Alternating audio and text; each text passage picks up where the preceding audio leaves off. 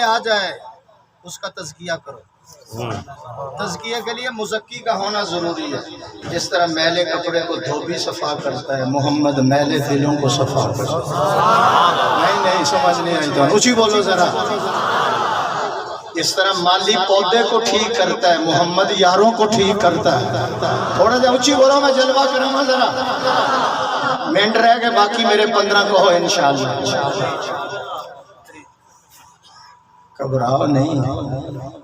میری سفید داڑھی والا کو 1.5 گھنٹے تو بعد میرا گلا کھلتا ہے کہ کرسی تے جیڑا بہ جبے 8 سال سے وہ نہیں اٹھنا جو اٹھ کے چلا جاوے تے لوں جی کیڑے بہ جاندے. نہیں سمجھے تو نہیں سمجھے. سمجھ گئے جی. سبحان اللہ. اچھا اللہ وَيُزَكِّيهِمْ.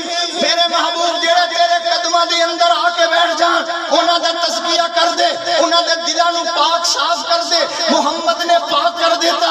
اس لیے میں آقا قاری اسلم صاحب جو چور تھے وہ چوکیدار بن گئے، جو راہزن تھے وہ رہنما بن گئے، جو لٹیرے تھے وہ محافظ بن گئے، جو ظالم تھے وہ رحم دل بن گئے، جو برے تھے وہ بھلے بن گئے، جو بیکار تھے وہ نیکوکار بن گئے. محمد نے ایسا دلوں کو کلی کر دیا.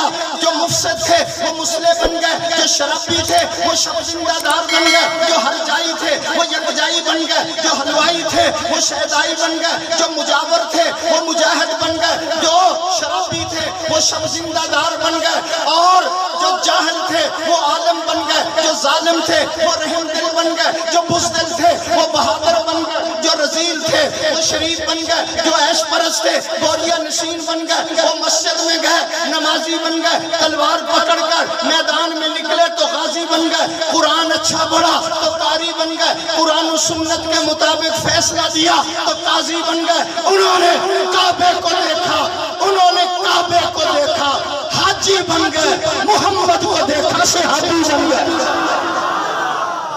نعرہ تکبیر، شان رسالت، شان صحابہ، مقام صحابہ.